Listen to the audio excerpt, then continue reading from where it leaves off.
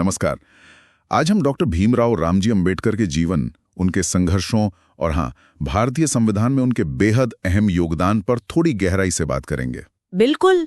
हमारे पास कुछ समीक्षाएं भी हैं और कोशिश यही रहेगी कि डॉक्टर अंबेडकर की यात्रा, उनके विचार और खास तौर पर संविधान बनाने में उनकी जो भूमिका थी उसे समझें। उन्हें कई सम्मान मिले हैं, जैसे भारत रत्न, संविधान निर्माता और दलितों के मसीहा, आधुनिक भारत के शिल्पकार भी कहा जाता है। तो चलिए शुरू करते हैं। हाँ। उनका जन्म, जैसा कि पता है, 14 अप्रैल 1891 को महू में हुआ था, एक दलित परिवार में। और बचपन से ही वो भयानक सामाजिक भेदभाव, जिसे अछूत कहते थे, उसका सामना करना पड़ा। बिल्कुल। स्कूल में भी अलग बैठना पड़ता था, पानी तक छूने नहीं दिया जाता था। हाँ, सोचना भी मुश्किल है कि वैसी परिस्थितियों में कोई शिक्षा कैसे हासिल कर सकता है। यही बात तो उन्हें असाधारण बनाती है। इतनी रुकावटें थीं, लेकिन ज्ञान पाने की जो उनकी इच्छा थी, वो प्यास कभी कम नहीं हुई। सही कहा। फिर उनका कोलंबिया विश्वविद्यालय जाना, लंदन स्कूल ऑफ इकोनॉमिक्स से डॉक्टरेट करना, और वो भी विदेश से अर्थशास्त्र में पीएचडी करने वाले पहले भारतीय बने। ये सिर्फ डिग्रियां नहीं थी। नहीं, बिल्कुल नहीं। ये उनके अटूट इरादे, उनकी असाधारण प्रतिभा का सबूत था। हाँ।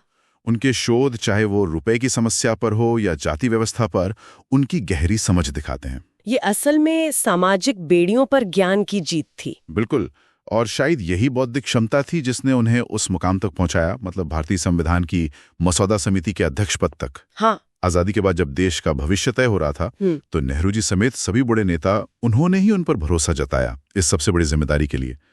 ये कैसे हुआ होगा? मतलब जिस व्यक्ति ने इतनी उपेक्षा झेली है, वही देश का विधान लिखने वाला बना। ये ऐतिहासिक है, बहुत महत्वपूर्ण।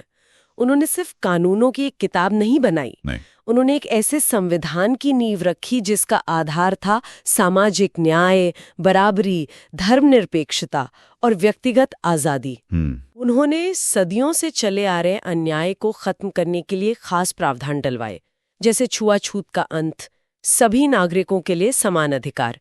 ये एक तरह से एक नए, आधुनिक और बराबरी वाले भारत का नक्शा था। और ये समझना भी जरूरी है कि संविधान बनाने के साथ साथ उनका पूरा जीवन ही वो शोषितों, पिछड़ों के हक की लड़ाई थी एक तरह से। हाँ, बिल्कुल।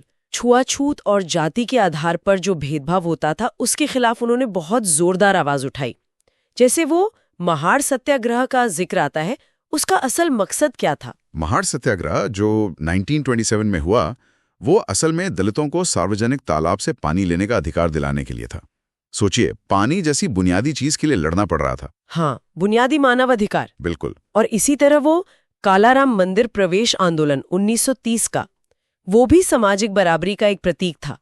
ये सिर्फ विरोध प्रदर्शन नहीं थे, ये समाज की जड़ हो चुकी जो मानसिकता थी ना, उस पर सीधी चोट थे।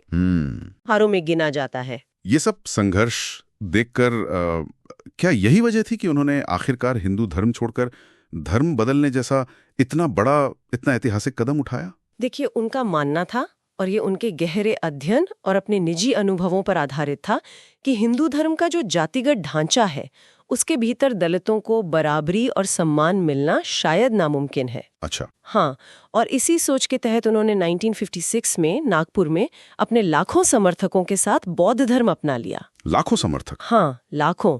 और बौद्ध धर्म चुनने के पीछे भी वजह थी। उसमें समानता, तर्क और करुणा पर जोर था, और उसकी जड़ें थी भारतीय भूमि में ही थीं। तो ये सिर्फ एक निजी आस्था का मामला नहीं था, ये सामाजिक गुलामी से आजादी का एक सामूहिक ऐलान था। भारतीय इतिहास के सबसे बड़े धर्मांतरणों में से एक माना जाता है इसे। बिल्कुल। समीक्षा में उनकी कुछ खासियतों का भी जिक्र है, जैसे उनकी बेजोड़ विद्वत्ता, उनका निडर नेतृत्व। वो हमेशा तथ्यों के आधार पर बात करते थे और समाज को बदलने की एक क्रांतिकारी सोच रखते थे। वो सचमुच दलित चेतना के प्रतीक बन गए। सही कहा। तो सार ये निकलता है कि डॉक्टर अंबेडकर का जीवन एक मिशन था, समानता, आजादी और भाईचारे के लिए एक लड़ाई।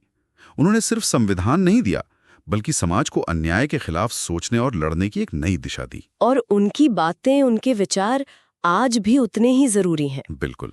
उनका संघर्ष हमें याद दिलाता है कि न्याय और बराबरी के लिए लड़ाई कभी आसान नहीं होती, पर उसे हर हाल में जारी रखना होता है। हाँ, उनका वो मशहूर नारा है ना, शिक्षित बनो, संगठित रहो और संघर्ष करो। आज भी करोड़ों लोगों को प्रेरणा देता है, रास्ता दिखाता है। बिल्कुल। और शायद आखिर में एक सवाल सोचने के लिए छोड़ा जा सकता है हाँ। कि आज के दौर में सामाजिक न्याय की जो लड़ाइयाँ चल रही हैं, उनमें डॉक्टर अंबेडकर का जो तरीका था, मतलब व्यवस्था में बदलाव लाने पर जोर देना और जो व्यक्तिगत प्रयास होते हैं, इनके बीच सही तालमेल कैसे बिठाया जा सकता है?